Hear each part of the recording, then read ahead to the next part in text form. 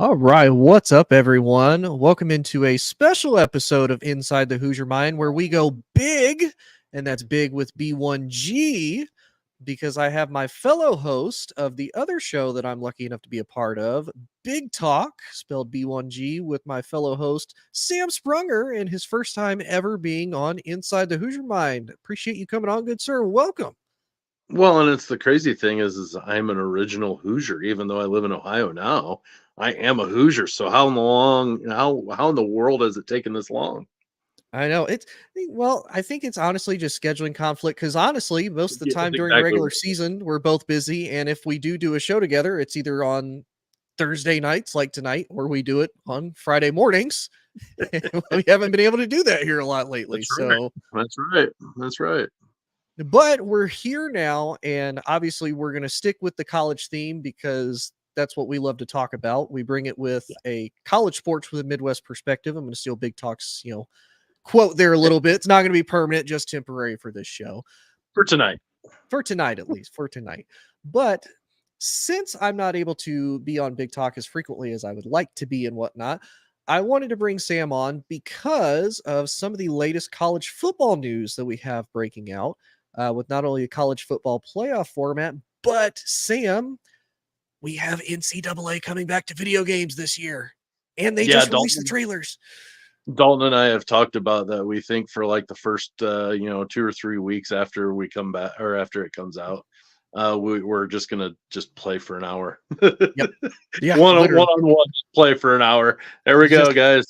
This is what happened because we've been so deprived of it for so long that and rightfully so. It shouldn't have been that thing where they were taking advantage. I'm a firm believer that the schools and the NCAA make a ton of money on those kids.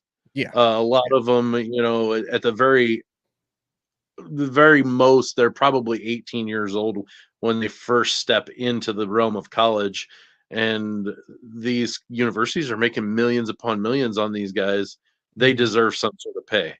And so the fact that they're only getting $600 and a copy of the game, so what? It's better than just nothing, To say it's you know. better than nothing. And I think honestly, because I kind of wonder what they're if they're waiting to see how successful the game goes. Obviously, there's going to be that big initial push of everybody buying it because everybody wants to play it. It's been 10 years.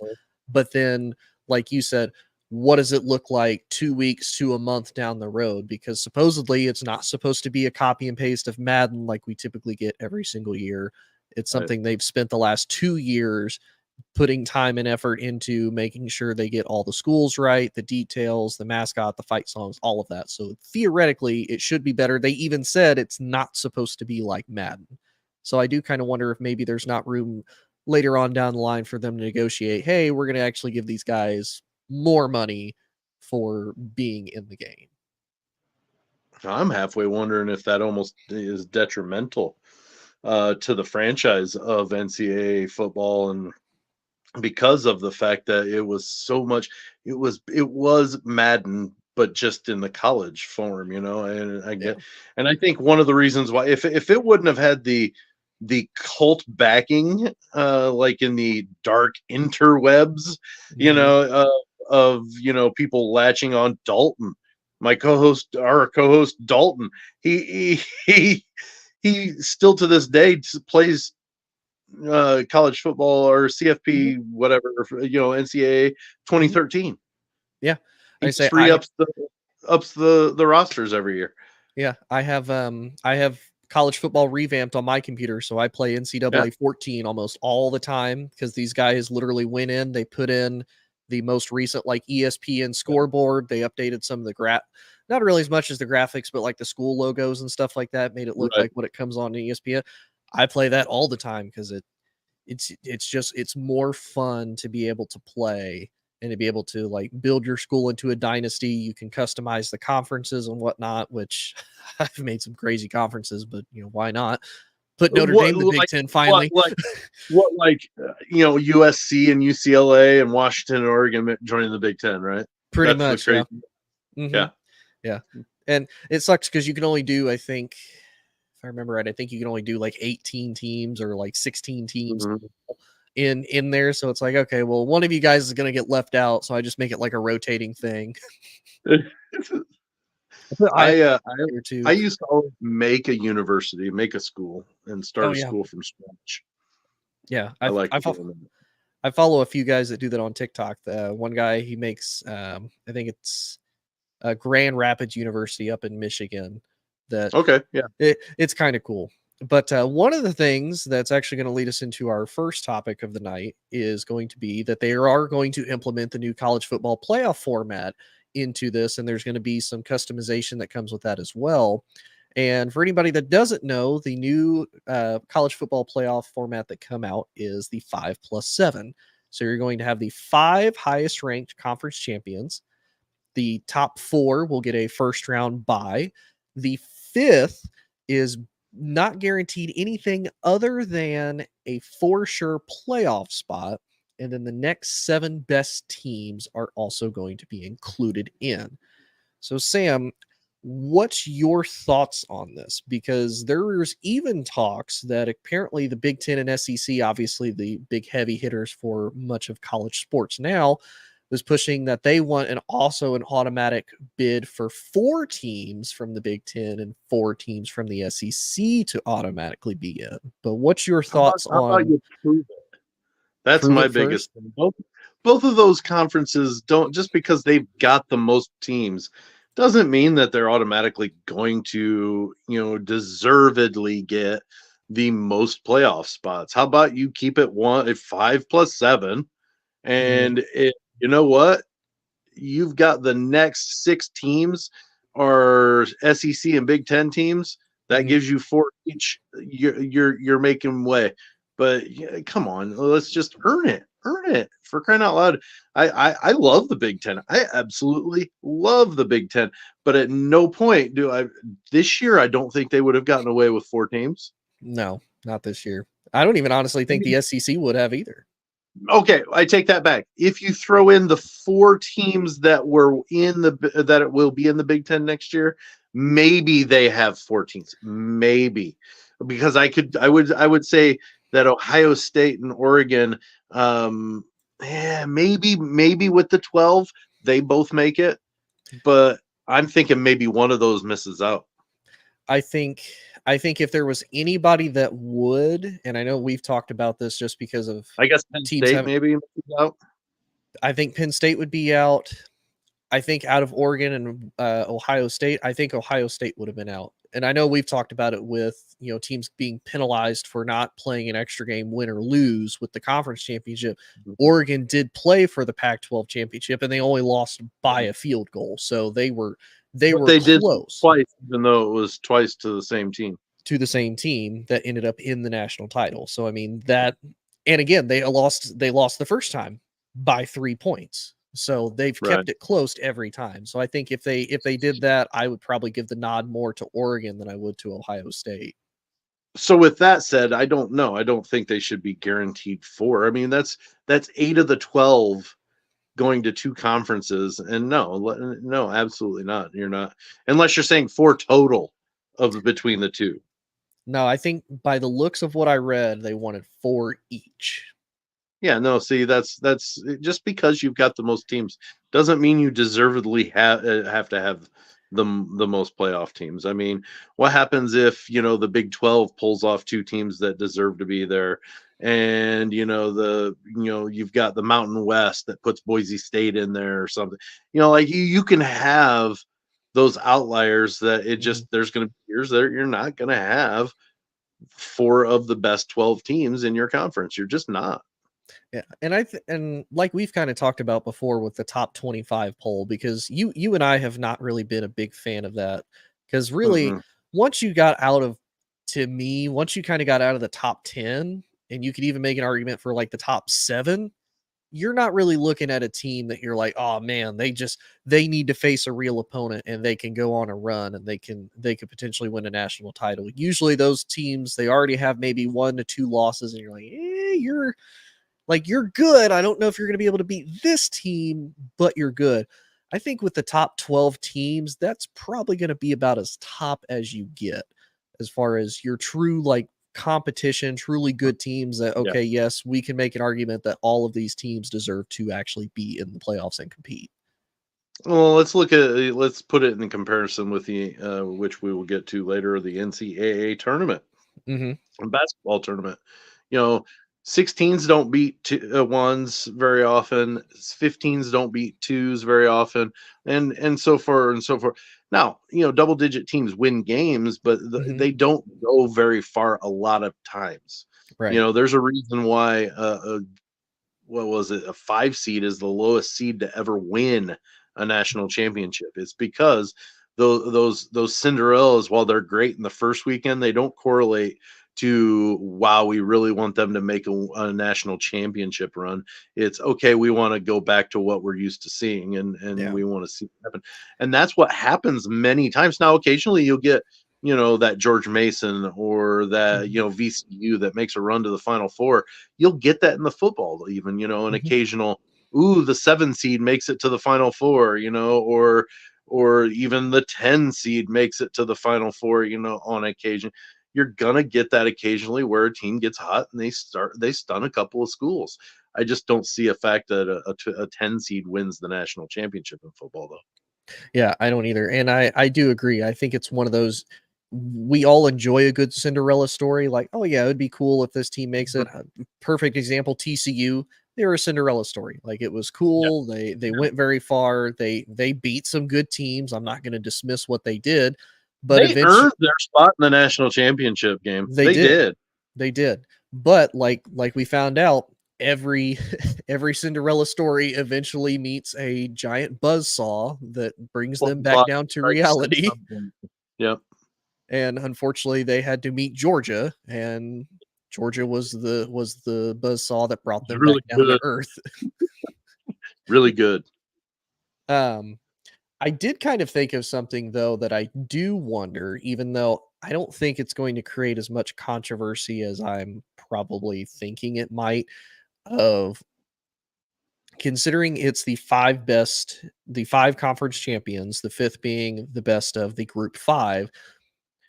Are you in the same boat as I am? You're kind of waiting for, let's say, the AAC brings, hypothetically, let's say they bring Army out of the AAC since they're joining the AAC next year. They come out as the best of the AAC, but like you said, with the Mountain West Conference and Boise State, they come out both undefeated. They don't face each other. They have about the same strength of schedule. And then eventually, someone may or may not get screwed because, yeah, you have a good record, but you're not the best. And honestly, we don't really want Army in the playoffs because we have other teams that are significantly better, played better schedule, played better teams, and we are going to make much more money off of them being in the playoffs than you. Will you though? I Let's think. piggyback off of what I just said. That we hardly ever think that a low seed, a lower half seed, let's say a 7 down to 12, right?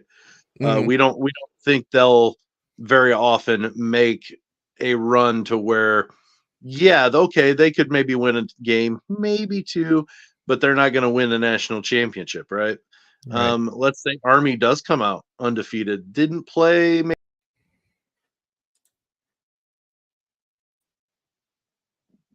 There we Are go. we back? Yep, we're Okay, back. sorry.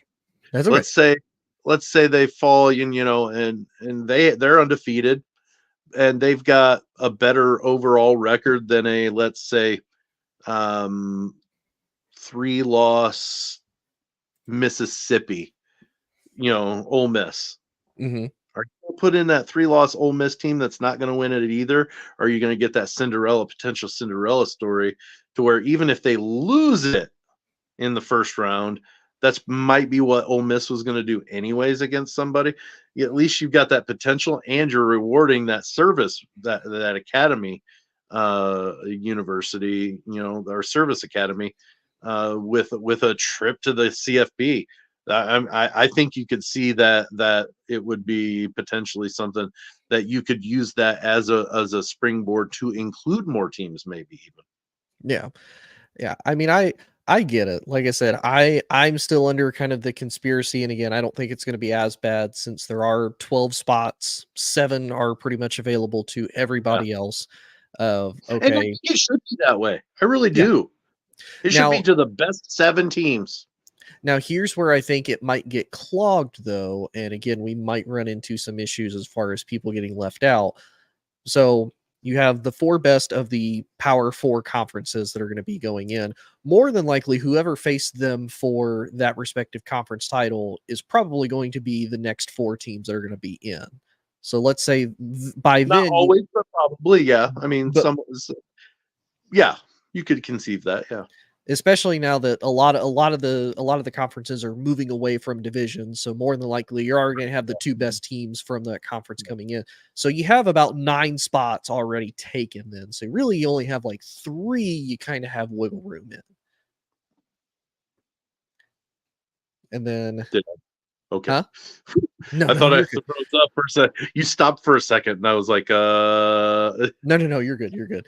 Well, my question is, let's say Baylor and Houston make it to or they're the top two, but Houston, struggled and strolls into the Big 12 championship, kind of hobbling, and just kind of the rest of the Big 12 beat the crap out of each other, but Baylor wins it outright. mhm.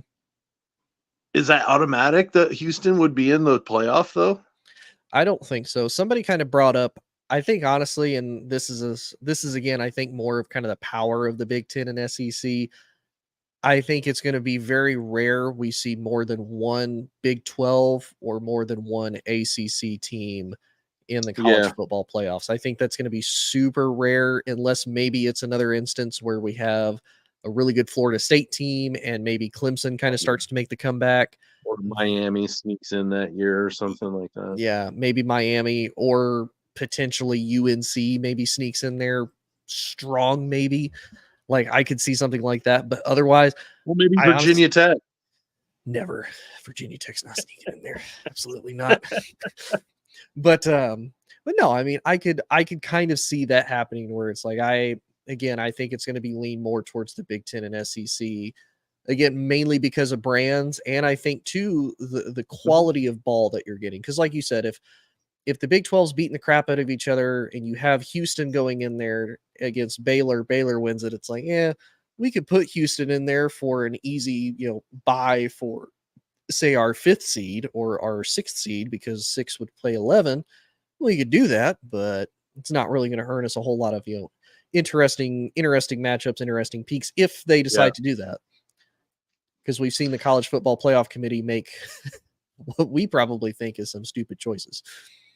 Honestly though, the CFP, the committee there, they're a little bit more commonsensical than the NCAA has been for years. I mean, it's a you're always going to have somebody unhappy. So we could balloon this out to 300 teams, and team 301 would be mad that they didn't make it to the tournament. So I mean, you're going to have 13, 14, and 15 all mad because they got left out of the dance.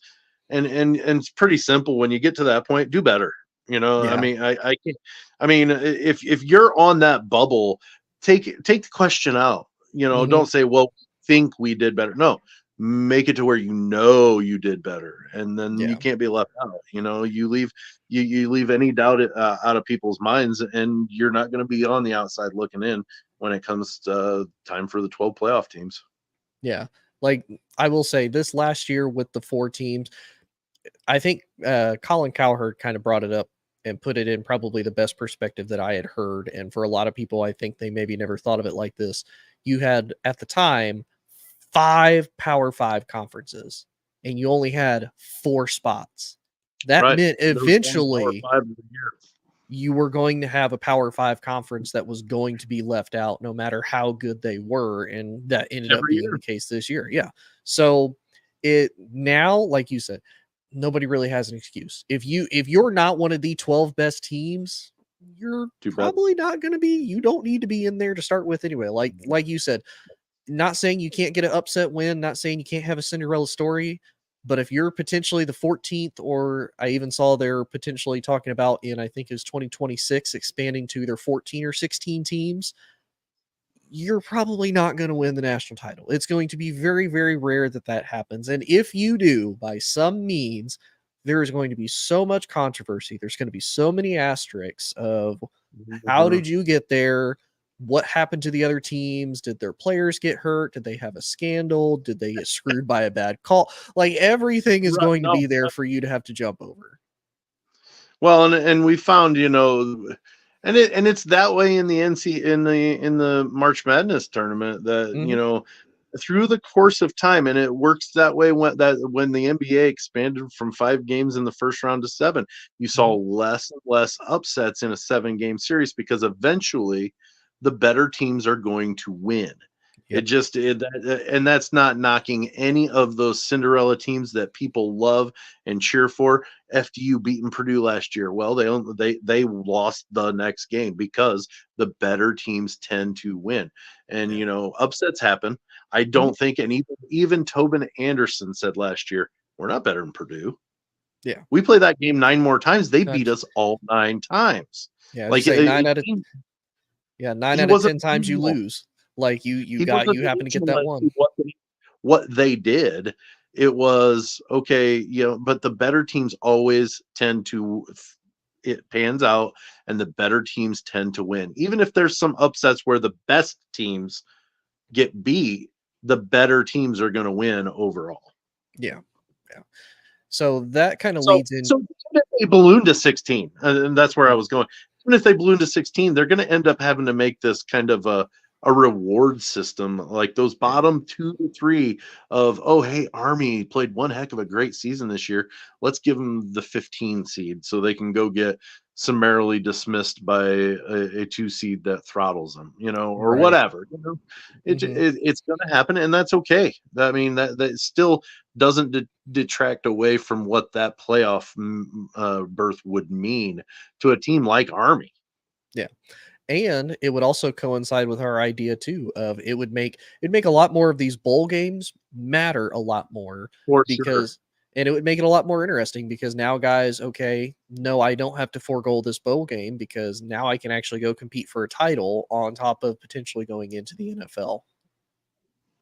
We talked about, kind of doing the whole, turning some of the bowl games into the opening season part, like the opening weekend, the Peach Bowl, opening weekend at the Peach Bowl or whatever, that type Mhm. of thing. I know the Peach Bowl is one of the New Year's Six, but you get what I'm saying. Yeah. But why not take some of those lower rung ones and turn those into a rotation where one year or a couple of years you're a CFP first round game, and Mhm. then a few years you're an opening season bowl game. That way you keep it competitive. You get both, every or a bunch of the lesser known bowl games get to be part of the college playoff series, Mhm. or the bracket, and then other years they're helping open kickoff, and they're getting Clemson and Oregon playing in the opening weekend out in Tucson,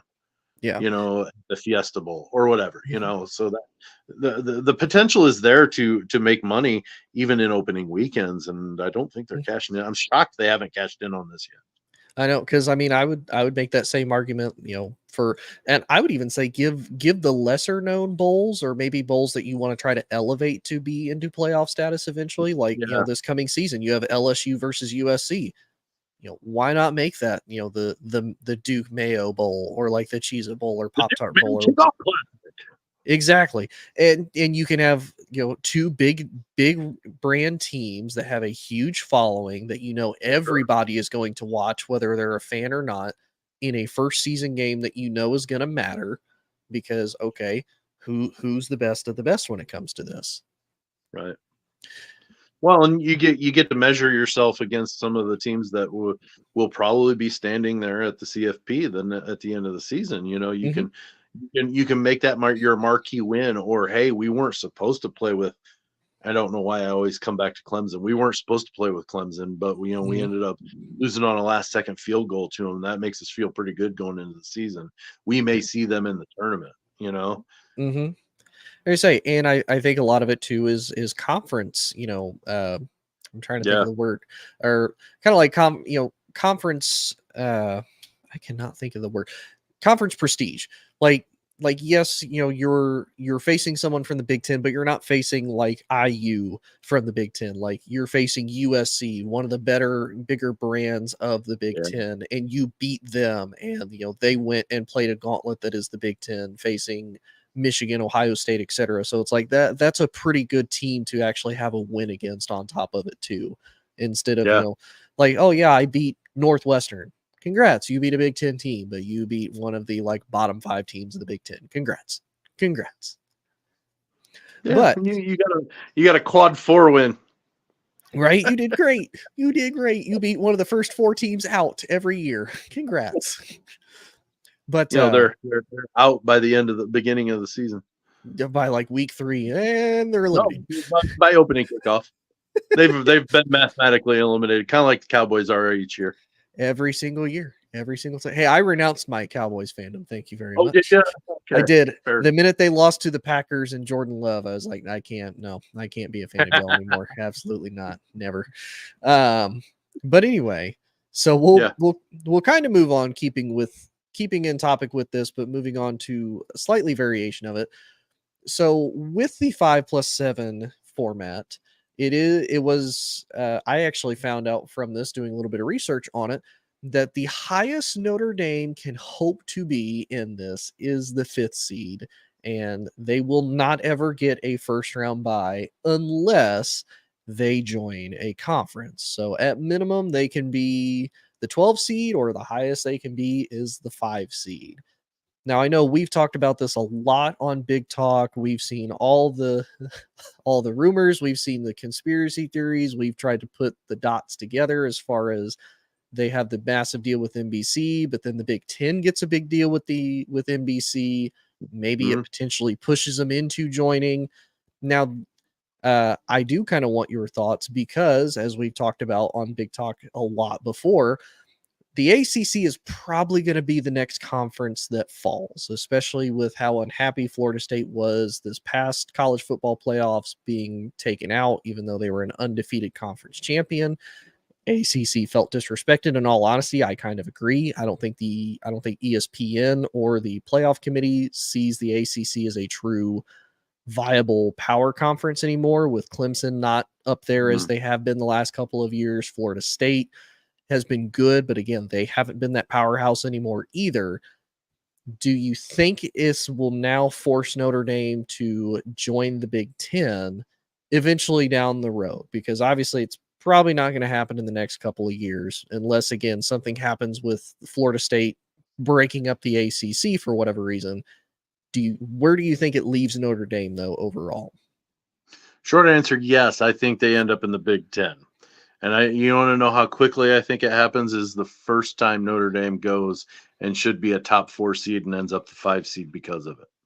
I think that is the instance they go, yeah, this sucks. We're going to a conference. Because while, okay, we're still the number 5 seed. Well, guess what? You're playing a tougher team when it comes to, you have to play a first round game. Yeah, you're going to play the 12 seed in that first round. But then you're moving on to probably a 4 seed, or because they don't reseed you play right into that 4 seed. Yep. No matter what. Well, no matter what, you're ended up playing that team, and you're going on the road on top of it. I guess I haven't looked at the bracket, what the bracket would look like. But still, yeah, they're on the road. I think that's what it was, is they were on the road for every game. And that was the blast against them, is if they don't join a conference, you're gonna be on the road for 4 games. Yeah, being the Final Four and the finals being neutral site bowl games, at the very least. I think they end up joining the Big. They will join the Big Ten. Sorry, I don't know if that was. It's got to be my internet, but so I apologize. Okay. They're going to join the Big Ten, and I think with what Notre Dame can do with the needle and moving the needle, they're going to bring the likes of they're going to bring the likes of Clemson. They're going to Mhm. bring Florida State with them. They're going to bring maybe even a Stanford or something like that, because we're talking about the ACC. Well, Stanford moved just simply to the ACC because they were a warm body to offer Mhm. them, a conference to be in. They don't have an allegiance. So if Notre Dame ends up taking, two other teams out of the ACC and they say, hey, Stanford, you want to come with us? Yes, please, please. Thank you. Yeah. Or And I mean, Cal. we've talked about it too. I mean, academically, Stanford would fit tremendously well as far as their academic Right. standards go. And what's even funnier is, yeah, I mean, Notre Dame likes to keep their rivalry with USC, who's now in the Big Ten. If the ACC collapses, well, when the ACC collapses, Stanford would probably also be the next one to join. So even more of a reason for Mhm. Notre Dame to come into it. So Right. I agree. I think it happens, and I know we've kind of talked about this a little bit, and it's kind of off topic, but much to your point of potentially bringing in Florida State to the Big Ten, we've already talked about if Florida State is successful on suing the ACC for their media rights and whatnot, it's going to cost, I Yep. believe, the last number I saw was $430 million for them to do that. And for anybody who doesn't know, keep in mind their media rights is already with ESPN and the ACC. So if they sue them, they win. Yes, ESPN gets potentially $430 million, if not less, and depending on what they have to spend in legal fees and whatnot, only for Florida State to say, okay, now we want to join the SEC. Oh, you want to come back to another ESPN owned conference because Mhm. you want more money. Um, I think then that would just leave Florida State to be, the only other option they really have as far as a major brand to earn a lot of money is the Big Ten. It would help the Big Ten out because geographically, then they would have a footprint in the South in Florida to earn a lot of recruits. Now, one thing I did just think of, I want your thought on. Okay. What do you think would happen if instead of trying to break their media rights deal with the ACC, if Florida State tries to present to the SEC, look, we don't necessarily want to break our media rights deal with you guys because you guys own it. It's going to cost us a lot of money. Can we potentially, do a buyout to move over to the SEC? You guys still keep our media rights Mhm. anyway, and we get more money. Because I feel like that would almost be the path of least resistance that they don't have as much to have to fight with if they do it that way. Well, definitely give them more options Yeah. because right now they have zero option. They have to stay with ESPN. Well, if they decide they're going to sue to get out of their media rights deal, you're right. The ESPN's not going to be like, "Oh, hey, Florida State, Welcome back. It's like you welcome never back." left. Yeah. No, they're not going to be very happy about that. And would they take them? Sure, probably, but it's still, they're not going to do it in a happy way. You know what I mean? They're going to be pretty upset with the with that. So, um, I think that unless they can finagle it and like you said, sweet talk the ESPN, higher ups at ESPN about making that trade. Short of Mhm. that, they don't have anywhere to go. Yeah. Like And they're marooning themselves to an island of one conference. I mean, I guess well, no, because I was thinking, well, maybe they could potentially negotiate with the Big 12, but the Big 12 even has a media rights deal with ESPN. So yeah, Mhm. the Yeah, only choice they would have is the Big 10. Big So Ten's the only one that doesn't have an ESPN alliance anymore. yeah. But again, if that was to happen, I do agree. I think Notre Dame looks at it like, okay, well, we want to play for sure Florida State, we want to play USC, we want to play Stanford. Um, Honestly, I don't see why they got rid of playing the Michigan schools. I feel like those would both be pretty good tests for them, especially now Michigan State is going to be kind of up and down because we don't know what they're going to be with John Smith coming over from Oregon State. And we don't know what Michigan's going to look like now that pretty much everybody's going to get drafted. Jim Harbaugh's gone. Finally, we Yeah, don't have to worry about, is Jim Harbaugh going to go back to the NFL? Yes, yeah, yes, he yeah. is. He's gone. He is. We know this. Well, and Oh, I had my train of thought totally lost because you threw Jim Harbaugh out there. Hate it when that happens. Dang it, Jim. I'm a No, doctor, not a duck hunter. what were we talking about slightly just before that was Notre Dame, who they would want to face on a oh like yeah, constant rotational opponents. I saw somewhere saying, well, yes, it makes the most sense that geographically that Notre Dame would fit in at the Big Ten, but geography went completely out the window when the Big Ten added, USC, UCLA, all the Western teams, West Mm-hmm. Coast teams. Let's think about who we're talking about, though. Notre Dame is the one that thinks about tradition the most. Most, yes. So they're going to want to keep that rivalry against USC. They're going to want to go back. Honestly, I don't. I think that the Big Ten just made Notre Dame mad. Was why they decided, you know what, we're going to go join the ACC adjacent football Mm-hmm. wise. So we played them instead of the Big Ten. So Purdue, Michigan, Michigan State, and all these Big Ten teams that they would play 3 to 4 a year against miss out. Well, I don't think that made them happy. They liked those because a lot of times they were winning 3 of the 4 of those every year almost, Yeah. or occasionally losing 2 of the 4. But most of the time they were coming out of those 4 games 3-1, and the Big Mm-hmm. Ten did carry some clout. So if you can get a win against a Michigan team that is good, Mm-hmm. well, if we can get a win against them, hey, that puts a feather in our cap. I think they missed that. I think Yeah. they like the historical. We have that traditional rival. We want to be able to play Michigan and have that built in. Why not have it built into your schedule? Then you don't have to worry about trying to schedule it yourself. When Yeah. when you know those things matter and you know that you need to play USC. Well, Mm-hmm. USC is not going to always take Notre Dame as their also ran of a schedule when Mm-hmm. they only get the schedule 2 to 3 games tops. Yeah, that aren't already in conference and whatnot. And I mean, Correct. plus you look at the last couple of years when Notre Dame has faced Ohio State, especially last year. Look how close that game was. They came so close to at least sending the game to overtime, and actually no, they came close to winning and beating Ohio Right. State.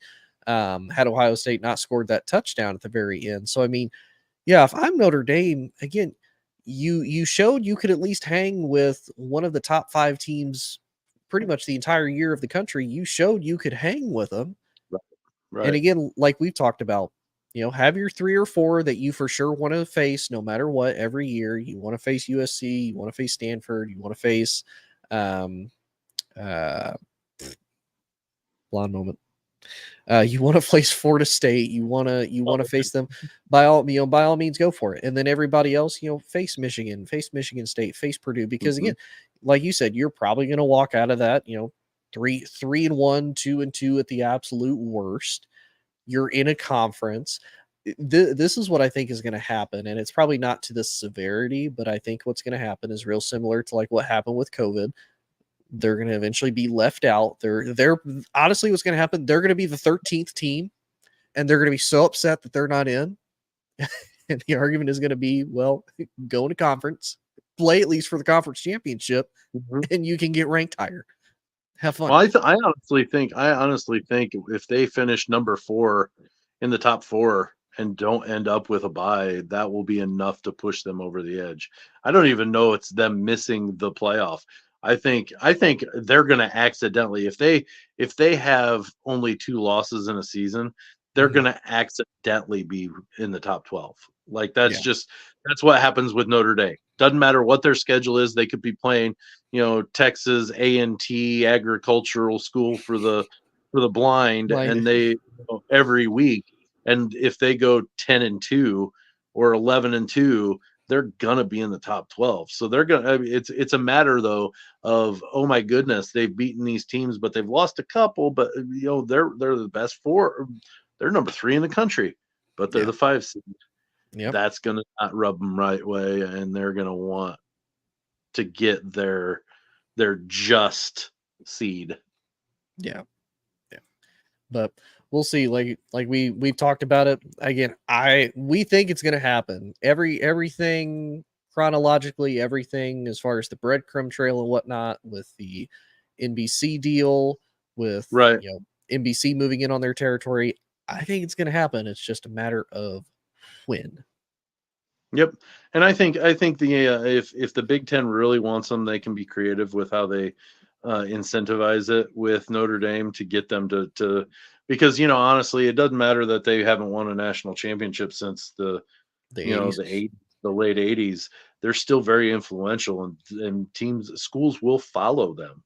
Yeah. So like if Notre Dame can, if the Big Ten could convince them to go, you're going to convince a Florida State that hey, maybe it is worth it since we're losing another one of our main competitors that we play every few years. They're going to the Big Ten. We're never going to play those guys again. Yeah. Yeah.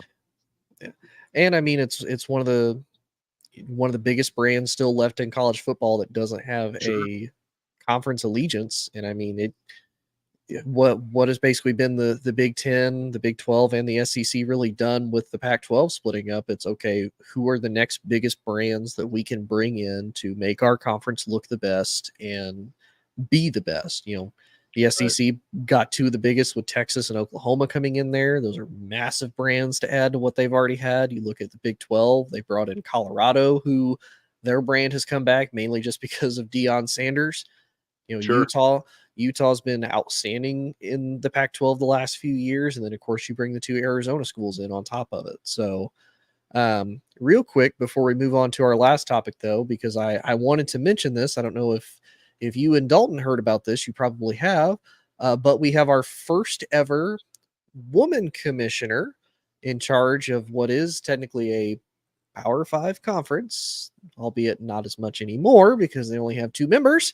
But Teresa Gould was named the Pac-12 or Pac-2 now, as it stands currently, formerly known as the artist formerly known as the Pac-12, was named their commissioner.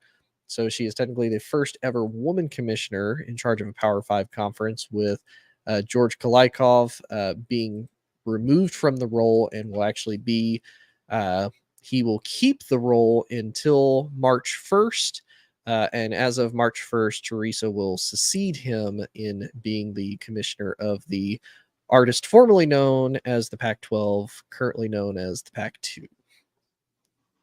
So shout out to Teresa for being that. So it's just unfortunate she inherits a mess. My question is how does she manage both teams? I mean, that's tough. Right. I don't understand how you do that. Well, I mean, here's what I would do. I guess there's an alliance still. There is. So they do have they have a football scheduling partnership and an affiliate membership agreement with the Mountain West Conference that basically Washington State and Oregon State are going to comprise a lot of their schedule of facing Mountain West teams. I'm still a big proponent kind of like Notre Dame and the ACC. Kind of, yeah. I'm still a big proponent of you have Oregon State versus Washington State, best out of 11, so that way you can't have any 5-5 mismatch happens. Agreed. And you obviously Washington State will still face Washington for the Apple Cup. If you're able to beat Washington, you move ahead a little bit. If Oregon State can win against Oregon in the Civil War, they move ahead a little bit. But best out of 11, whoever wins gets to win the Pac-2 and gets to move best on. out of 11. Best out of 11. Can you make it 9 and give them 3 out of conference games? I guess we could make it 9, but I don't know. I put the service academies in there and have a game against them. There we go. And then they're getting into the AAC territory. That's right. Since both Army and Navy are in the AAC now. Air Force is the only one that's in the Mountain West. If they get to schedule some games, then you've got the Pac-2 contributing to the AAC. There we go. I know they had proposed that before, and that got shut down for whatever reason. But this is what it is. Best out of 11. No. The potentially doing like a merger with the AAC. I think they were trying to do like the super conference. Gotcha. It was the AAC, the Pac-2, and the Mountain West all under the Pac-2 umbrella. essentially. It's like let's just take every group of five school. That's just the Pac-12 now. It's just everybody Yeah, else. about right. It's about right. When I was thinking about the Notre Dame thing a few days ago, I was like, you know what Notre Dame ought to do, just to be like, you know what? No, we are going to join a conference. We're going to make the independents a conference. Anybody who leaves their conference gets to join the independents, and then that's going to be our conference, and we're going to be conference champions that way. So yeah, I could see Notre Dame doing that, just to again avoid trying to join an actual conference for giggles and whatnot. But Yeah, yeah. but let's move on to our last topic of the night, and that is college basketball is in It's a full loaded swing. topic right there, Tony. Oh, it's a very loaded topic. We could probably talk about this for a hot minute, or at least you could. I haven't been able Yeah, to watch a lot of college basketball, unfortunately, this absolutely. year. But it has been an interesting week, to say the least. The second to last week in February, with so many different upset scores. But again, that's what we love about college basketball, of the fact that there's always at least one or two upsets, but there just happen to be multiple this week. Starting on Sunday, unfortunately, your Purdue Boilermakers got upset by Ohio State, losing by 4. Um, the next biggest one happened on Tuesday with this messed up. Get back here. Here we go. With Creighton Wednesday. beating UConn, not only Oh, beating UConn, but we're not just going Big Ten. My fault. yeah, only a couple out of the Big Ten. Right. Creighton beating UConn, and beating UConn pretty handedly, especially with UConn being ranked the number 1 team in the country as it currently stands right now. Right. BYU upsetting number 11 Baylor that night as well. On Wednesday, you had George Mason upsetting number 16 Dayton, which not really surprising.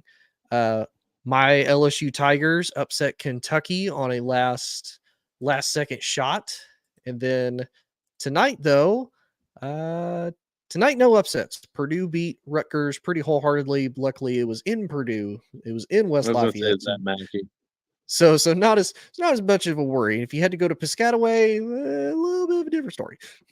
I tell you what, the Purdue did something this year that I didn't think that was humanly possible. They won at Rutgers and at Maryland. So while Maryland's having a down year, they did win both of their games on the road at Maryland and at Rutgers. Yeah. I'm baffled by that. Oh, and I did forget to yesterday, also in the Big Ten, Penn State upset number 12 Illinois. So a Let's lot not of also crazy forget. upsets. Let's also not forget the Nebraska win over IU. Yes. Also It big. was it was a big win, and it marked the first road win for Nebraska in the Big Ten. So therefore, they finally got off the Overschneid. They'd Right. had one other true road game win, and that was at Kansas State. So they hadn't won on the road in the Big Ten all year until their 15-point win at Assembly Hall. Right. So we'll dive in a little bit into it. So for anybody who doesn't know, Sam is a massive Purdue fan. He's a big fan of the Golden P being on his head, for whatever reason. Um, but Sam, I know you're not necessarily worried because they lost to Ohio State. They obviously rebounded No. really well against Rutgers, and they only lost by 4 to Ohio State. So it's not like they got demolished or destroyed or anything Mhm. like that. Purdue is Right. essentially on the same trajectory that they were on last year. Mhm. They won, I think, 29 games last year. They ended up having 6 losses, including the Mhm. first round exit that they had. So Yep. for you so far, do you feel that this is about the same as you were last year as far as confidence? Do you feel like the team is maybe a little bit better, maybe a little bit they've learned a lot more since that exit last year? I think this season, and call call me whatever you want. I really honestly, it doesn't phase me. I think this year is a different year, and Mhm. Dalton and I have even talked about it, and I've written a couple articles about it, that this is a different season when it comes to Purdue basketball, and And it's not even that oh yeah, they've been in the top 5 every week this season. It's not that. It's a culmination of multiple things. They've uh had 21, I believe, straight weeks in the top 5, Hmm. with which also means every week this year has been they look at who they've beaten. Yeah, granted, Gonzaga is one of the lowest teams in the or last teams in Hmm. many people's prognostications, but they beat Nebraska or Gonzaga when they were number 11 in the country. Then they went and Yeah. proceeded to beat Tennessee. Then they Hmm. beat Marquette, all in within the same span of 3 days. Like they beat those 3 teams all in the top 10, including Yeah. themselves. They won the most loaded Maui Classic ever, Yeah. and they did it in an undefeated fashion. They beat number 1 Arizona. Hmm. They I mean they've won, what was it, 35 straight non-conference basketball games in the regular season. Yeah. That it just there's something. Lance Jones, if they had Lance Jones last year, they don't lose to FDU. Yeah. They probably make it out of the first weekend relatively easily, and make it to Madison Square Garden, where they maybe even go there. Lance Jones adds a, a facet to Purdue's game that doesn't require him to score to be extremely effective. And Hmm. it's not him just being a defensive wizard. He can run the show if he needs to. He can run as the point. He can be the shooting guard if Purdue needs him. Braden Smith, his improvement is markedly better. Leaps and bounds from what he was last year, and he was Hmm. pretty darn good last year. Yeah. Yeah, he had his shortcomings, but he's on the Naismith short list, the Hmm. watch list at this point. So we're sitting at what, 4.5 weeks, 5 weeks more of the season, and Hmm. Purdue has 2 of the 20 on the watch list. Yeah. Now, granted, I don't know that there's many people, which just this baffles me. Is Zach Edey is playing at a better clip this year than he was last year, I can say, yeah. and it's very. I would be worried, honestly. There have been 3 teams that have been able to combat him, and I will go to the ends of the earth right now to talk about the fact that I think he gets fouled 3 to 4 times that aren't called every trip down the floor. He Yeah. doesn't complain a bit, and if you do, it's kind of a malicious, like, okay, maybe he did. You really get the dude's 7'4". As hard as he gets hit, those would move people like you and me all over the place, Oh and we'd yeah. have bruises 100%. forever and days. So Yeah. the fact that what he's got to adjust to in order to be as dominant as he is blows my mind, and I think this is a different season for Purdue. Yeah. And much to your point, so between Zach Edey and Braden Smith, both they lead Purdue in basically all of the categories that you can lead them in. Yeah. Zach Edey with points with 23.2 per game, rebounds with literally just under 12. Braden Mhm. Smith leads with assists just over 7, just under 2 in steals, and then Zach Edey leads with just over 2 in blocks. So I mean, both are really solid. And again, I think this is another one of those. I think a lot of people forget that the Purdue team last year, and honestly, the last couple of years, they have been really young. They've been a lot of, kind of younger classmen. They've been Mhm. Yep. freshmen. They've been sophomores, and they've been through it. So they're going to learn and they're going to get better. I mean, Zach Edey this year is going to be a senior. You look at Braden Smith, he's a sophomore. Like they're learning Yeah. as they go. And they have, and not that they really don't have a choice to get better, but they're naturally going to get better as the seasons go on and as it progresses. So I mean, they can't help but, I would think, to be better as the season goes on. Now, I will say for Purdue, they are pretty lucky to at least end the Big Ten season because more than likely they're going to win the championship. The only next closest one is Illinois, They're 2.5 just games behind up on them. Illinois, and they Yeah, play they're them. They play them next one more week, I think. time. 2 weeks, March 2 5th. weeks. Okay. Yeah. Yeah. So they go to Michigan, which we can talk about them a little bit because Michigan unfortunately has been a dumpster fire in basketball this year, to say going, I the think very it was what, least. 8-18 so far overall. Yeah, they're 3-12 in the Big Ten, I think, right now. Yeah. And I wanted your thoughts because I actually work with a guy who's a big Michigan fan. He actually wants Juwan Howard fired. But I've heard a couple different types of rumors. I've heard rumors that they want to move on from Juwan. It's one of those they want to let him finish out the season and then they're going to say, "Hey, we love you, but we're going to part ways." I've heard other rumors that because he had the heart procedure in the offseason, that they're going to give him one more year to try and right the ship. And I know we've talked about this, that we actually thought he was going to get fired long before then because he was going to get in a fight with somebody. Maybe the heart procedure, he's like, I gotta take it easy. I can't be getting in fights as much anymore. But I don't see what giving him one more year really does. Like when he had a top player like Hunter Dickinson, when he had his sons on Michigan, they Lost didn't him. do anything. And he lost Hunter Dickinson to another college team. It's not like Yep. Dickinson left and went to the NBA. He left to go to a different college. Different Like, school.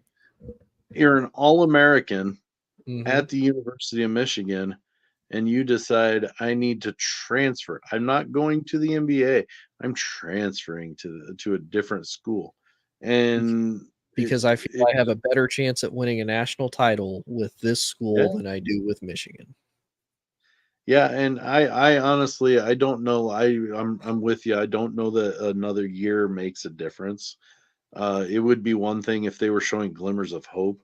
Their marquee win was beating a Wisconsin team who ended up losing like 5 in a row at Yeah, one point because they just hit a really bad streak, and Michigan happened to be one of those five that they yeah, lost in a row. Um, mhm, so I'm not saying that that isn't a good win, but at the same time, they hit Wisconsin when they were playing pretty poorly. So it doesn't surprise you as much, mhm, anyways, that Michigan won. They just don't have. They're losing to teams they shouldn't mhm, lose to. They're not beating team. They're not upsetting anybody very very rarely, other than short of that Wisconsin game that we just mentioned or I just mentioned. It just yeah, they don't look like they've got much going in the realm of upside, yeah. and so I don't know that that extra year, if they so chose to do, and giving Juwan Howard an extra year, I don't know that that matters. I really don't. And honestly, you look at a lot of the games that they have played this year, yeah, they beat. So to give you an idea, so out of the last 1, 2, 3, 4, 5, 6, 7, 8, 9, 10, 11, 12, 13, 14, 15. Out of the last 15 games, they've won 2. They beat Wisconsin in a bad Mhm. streak, and they beat Ohio State. Other than Who's that, Ohio they've State? huh? Who's Ohio State? They just fired their coach. Right. And magically got a win, surprisingly enough, after Yeah, after they did that. But yeah, they really haven't beat anybody of competition. And not only are they losing, they're losing badly to yeah. everybody. And it's not one of those that's like, oh, you're losing on a last second shot. Oh, you lost by like 4 or 5 points. No, no, no. You're getting like blown out. You are losing. And Which losing, like you doesn't said, bode well for saying that to then they beat Purdue. right? Right. So yeah, I don't see him, and so apparently the Michigan athletic director supports Howard, even though it's as bad as it currently is. I don't see why, but it's not not my program to run. But if it was me, I'd be And like, what the ah, crazy man, thing is, Tony, is the way the Big Ten's been playing. I wouldn't be surprised if Michigan beats, let's say, Purdue, or they beat Illinois, or they come up with that big win that just now that we've put it into the stratosphere that they haven't beaten anybody, now they're going right? to win 2 or 3, or whatever. But like it just this season doesn't make sense to me.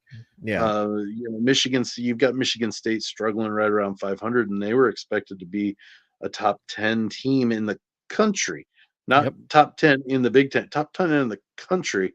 Yeah. And still as late as last week and a half ago, we were still questioning whether or not they could get back into the top 2 or 3 Yeah. in the conference. Honestly, they can still get in the top 3. That's the kicker about Hmm. this whole thing is Wisconsin sitting at number 3 at 10-6. Yeah. Michigan State is 8-7. So Hmm. like they're not out of the realm of being a top 3 Big 10 team, but yet they haven't done a ton to show that they're really, ready to compete night in and Yeah. night out and show what they were supposed to be this year. Yeah, and like you said, I think you put it in the best way. Of they're so much like Jekyll and Hyde. You don't know which Michigan State team you're going to get. Are you going to Yeah. get the one that handed number 6 Baylor at the time just with no problem, Ratchet. like they'd been doing this all the time, like it's nothing? Or are you going to get the Mhm. one that they lost to Minnesota? You're able to beat number 10 Illinois, you beat Penn State, you sweep Michigan, but then you turn around, you lose to Iowa. And for whatever reason, Iowa At home, basketball, you lost yeah. to Iowa at home, And I don't know if you know this, Iowa has beaten them the last 5 out of 6 times they've faced, both at home and including the away. 12-point debacle that Michigan State gave up, the 12-point lead that they gave up in what, 2 minutes or whatever? Yeah, Was that 2 yeah, years ago? I think so, if I remember right. So yeah, it's nuts. But to kind of finish Purdue's schedule though, so they go to Michigan, then they host Michigan State, then they go to Mhm. number 12 Illinois, and then they host Wisconsin to finish out the regular season at least. So Let's say it this way. I don't foresee Purdue losing enough to not win the Big Ten. mhm, But honestly, with the way the schedule goes or way the season could go, it wouldn't surprise me either. I, yeah, I don't expect them to lose 2 games out of the remaining games they've got, but I could see them tying for first.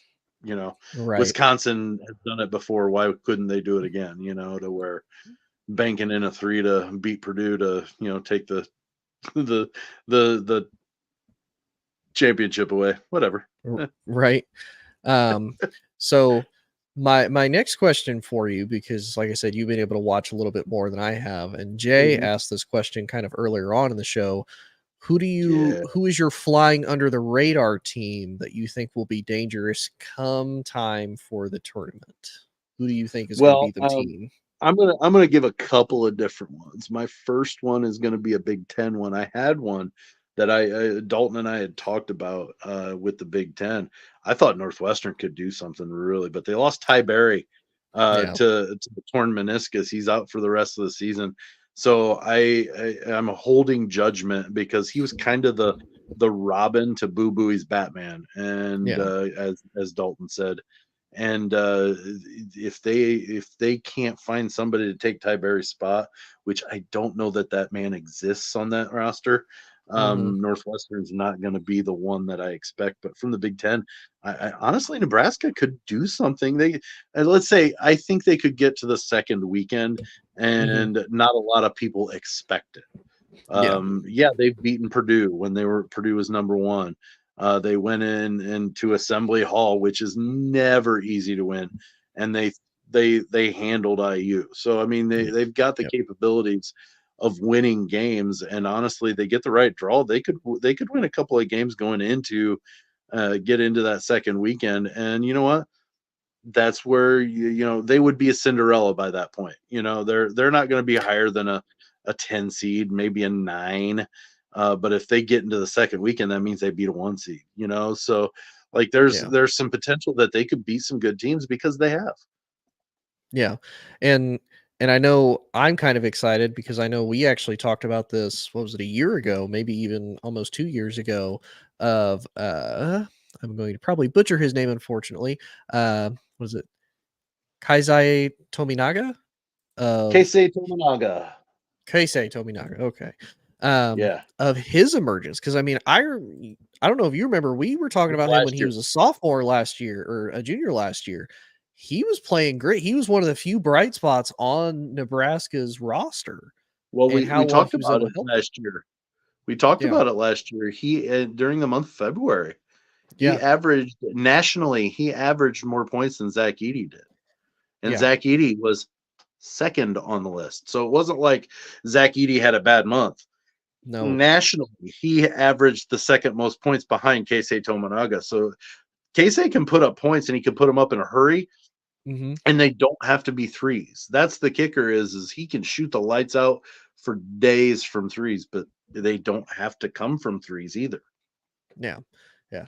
So out of the big, so those are your two out of the Big Ten. You think Northwestern and Yeah. Nebraska? Well, Is there anybody? I'm holding off on Northwestern just because of that injury. Right. If they had Tiberi, I would say they were my pick out of the Big Ten. But if it's not Northwestern, I think Nebraska could be a team out of the Big Ten to make a little bit of noise. Um, Okay. Overall, I really like Dayton and I really like Indiana State. They're Okay. both two teams that are so off the radar, and I'm not even saying they're going to win. They're not what is it, Obi Toppin, the Oh Dayton yeah. Flyers of Obi Toppin, to Hmm. where COVID, took their chance at a national title away. Right. But Dayton's pretty good, even though we just talked that they got knocked off this last weekend. Upsets happen. That's why the last undefeated men's basketball team was 1976. It's Yeah. hard to go undefeated. Ask Kentucky, who made it to the national or the Final Four, and ended up getting Hmm. beat by Wisconsin a few years back, and St. Joe's, who gets to the Elite Eight, undefeated, number one in the country, and loses in the Elite Eight to go to the Final Four. It's really hard to go undefeated. So upsets happen. So I really think Dayton could do some damage. They're right now. I think they're projected at a 4 seed. I think Hmm. is where I remember seeing them the last. And Indiana State, if not for the fact of going very far in the tournament, I think they could win. They could be an 8 or 9 seed that upsets the first 1 seed. Minus or taking out of the consideration that a 16 beats a one. You just don't take that into consideration most of the time. But Yeah. maybe Indiana State gets that 9 seed or an 8 seed and beats the first 1 seed out of the tournament. They're definitely capable of doing that. They can shoot the ball really well. But I hope in my heart of hopes that Purdue Fort Wayne makes the tournament Okay. Um. because Say I because it would be the first time the Mastodons made the tournament. Right. So I just looked according to ESPN's 68 team bracketology that was updated on February 20th. So it's been a couple days. They Yeah. currently have Dayton as a 5 seed in the South Okay. Division, and they would play McNeese State in the first Ooh. round as of right now. A McNeese So State that IU struggled against and barely beat them by one. Oh wait, was that more? No, it was McNeese State, not Moorhead. Yeah, was it? I'm pretty sure it was McNeese State that they only beat by 1 point after I can giving Kansas a run for their money. let's see here. I can tell you here in a It might have second. been Is Moorhead, more but I'm pretty sure it it was McNeese. it was Morehead State. No, here I am Yeah, I know. acting I know. all knowledgeable, and then I screw it up. So close. Hey, you're better than me. I Started haven't with been an able to M. watch this year. Started with an M. Right? It was one of those two. It was something Yeah, with an M and it ended with state. We don't know which one, that's but it, right. it did. Yeah. Yeah. It did.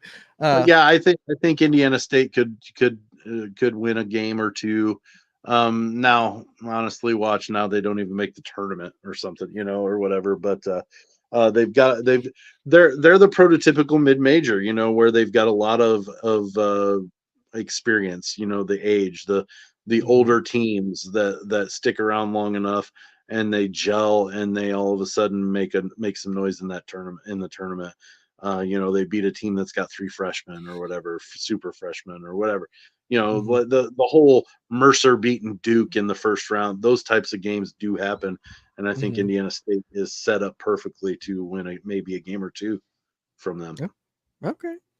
Well, buddy, it has been fun as always. I appreciate you coming on, good As sir. It always. was It was a blast. Hopefully we can get you on for more episodes in the future, talk a little bit more college ball. Always up for it. And this is also fun because for those of you who don't know, and maybe you don't watch Big Talk, typically I'm the one who gives where to find everybody on social media. But Sam, this time you get to tell people Oh, where they can find you on social media for all the rest of their college sports if they want to find out yeah. more on your opinions on college football and college basketball. All right. Well, Tony, we're Big Talk. It's B1 on the TikToks, the Instagrams, and the platform formerly known as Twitter. It is at B1G_talk. That's B1G, not BIG, Tony. B1G_talk. Big Talk. Look Big Talk up on Facebook. Do not click on all Big Talk. That's Not not same, us. same. Not same, That's not same. us. Totally different. We're Not same, same. we're Big Talk, not all Big Talk. So Big Exactly. Talk. But then every week we're streamed on the ASAP network every week on Friday mornings, and then later that day the audio podcast is released through Lounge Media Group later that day.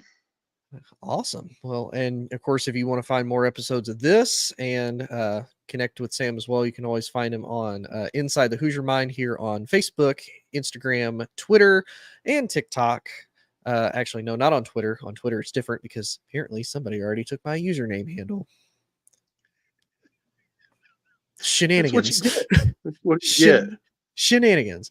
Yeah. But it'll be at IN Hoosier Mind. But again, you can find me on Facebook, YouTube, TikTok, Instagram, and wherever you get your podcasts. On Spotify. It will actually be up on Spotify here just in a short bit. But again, Sam, I appreciate you coming on, good sir, talking some college ball. It has been a hot while. You were always welcome on, and hopefully have you on again soon, buddy. All right. Appreciate you, man. All right. Well, everybody have a good night, and we will see y'all later.